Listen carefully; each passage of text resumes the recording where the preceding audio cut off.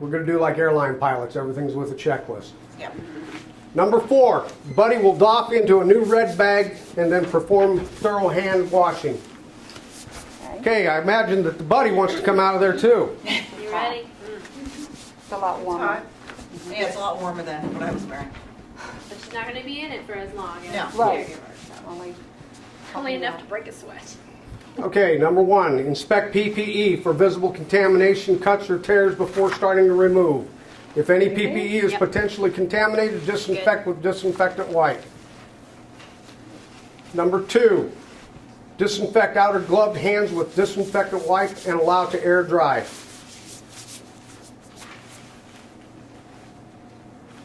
Number 3, release waist tie on front side of gown.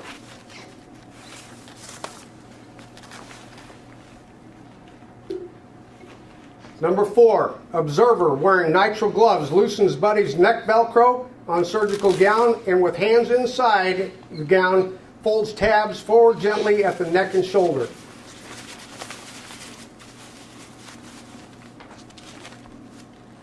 Number 5, grasp front of surgical gown and pull outward and down to expose inside of gown. With slow, deliberate motions, roll first sleeve down till base glove is showing. With opposite hand, grab outer glove through sleeve material and remove sleeve. Grab Take- it right there to get leverage on it. Otherwise, you won't get it off the first pull. Go ahead. Okay? Repeat for other sleeve. Now she's got the inner glove. She can touch the inside of that gown. Same deal when she gets the wrist area exposed. She's going to take a new grip so that she can pull that all off. And then rolling it away. Roll gently, keeping dirty surfaces to the inside and discarding waste container. If you discover that that outer side keeps skated on coming this? Yeah. towards you, you can't That's what I get, thought. just pick it up and put it in the barrel. Don't sit there and futz with it. All right, number 6, inspect inner gloves for intactness. Disinfect inner gloves with disinfectant wipe and allow to air dry. Number 7, while sitting down, remove boot covers by rolling down. Keep dirty surfaces to the inside. Continue rolling down and off foot, working from the inside.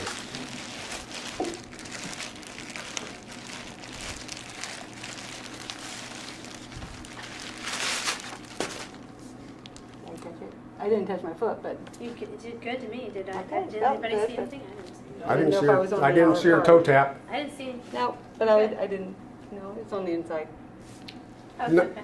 Number 8, place the doffed foot on disinfectant soap towel provided. Repeat for other foot. Pivot as needed. Once both feet are on the towel, wipe shoes with the disinfectant wipe, stand up and step away. This is the other hard part.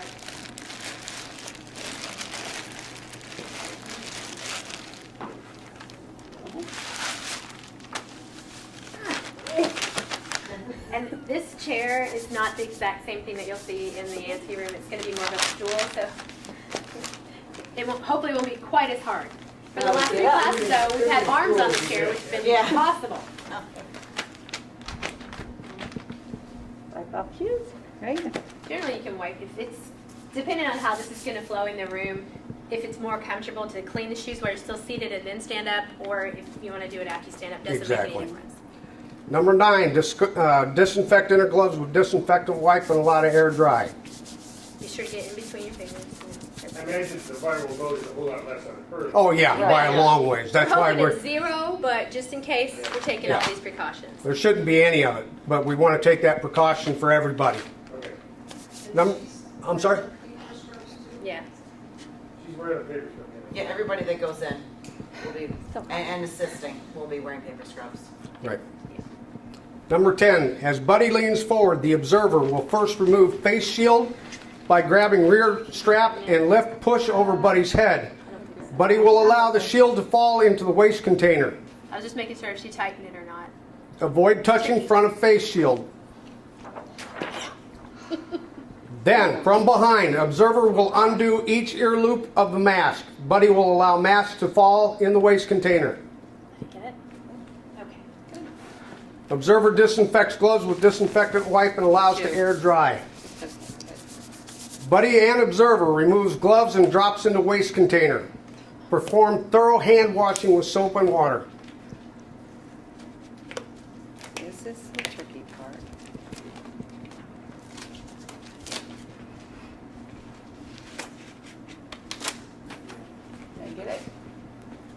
That's the one that's hardest, I think, taking that off with, because as a nurses, you just want to rip it off. We just want to go scratch our wrist and get Inspect for any indication of contamination on disposable scrubs. You look good. Fabulous. You look good. 14, proceed to personal shower, discard paper scrubs and design container. Yeah, we did that, right? So we're going to be going through a lot of Clorox wipes, bleach, I know. scrubs, PPE, and all that. So be it. At least we're going to be safe. On this line, wouldn't you take it after you dump down the? Yeah, it should have been more in the bag. That would have been actually in the waste container itself It's a versus bigger just on the container, pad. Right. Oh yeah, it's a much bigger container. Trying to visualize this and keep there sitting. I hope you have like a table or something that you can reach all that alcohol. Everything's going to be right. Because otherwise, Yeah. you will have to reach. Yeah. And No, everything's going to be right close to them. And when the buddy resets the room for the next time a caregiver exits, the only thing that'll be in the red bag is what the buddy just took off. And that's okay. Because remember, we took all of the other stuff out already, put it in a barrel, then she mopped the floor, did all this stuff, then she's gonna drop her stuff into the new bag. You wipe off those. And like I said, It doesn't say that to do that. if it's done properly, that's why we ask you to do it slow and deliberately. The buddy should really not have any contamination on them at all. But we're still going to follow the same steps throughout each part as a just in case. Because really, from our side of it, we want to keep you safe. And we're going to say that several times. And there's no room for error. From what we understand, it is one viral particle that can infect you. So it's worth taking all the extra precautions, all the extra time, being very slow, very deliberate, very germphobe, OCD people, love ya. You're going to be just fine. Take your time, go through this. I saw another group that was training not here at another facility, and if the patient were to expire and you're trying to get them, into a body bag, remember, there's no hurry. That's where we saw people trying to hurry and 4 people trying to make it happen, and I'm like, slow down. They're not going anywhere. So it's your safety that we're most concerned about. Slow, deliberate, step by step. Okay. Any questions? Anytime there's a caregiver in that room, what we ask of you is to use a lot of concentration, and everything you do needs to be slow. It needs to be methodical. I rely on Michelle and Kathleen and Tracy a lot for this part of it because they tell me that in nursing school and everything else like that, it's pretty much get it done, get the gloves off, and move on. In this case, we're going to try to break that habit of yours, if that's what you want to call it, and just slow down. The patient's not going to go anywhere. And if they do expire, there's nothing wrong with taking as much time as you need. Because I would imagine if the patient expires, they're going to make a couple of phone calls, probably to one of us, to come up there to observe and help. Probably not go in, but to observe and to help you from that aspect of it.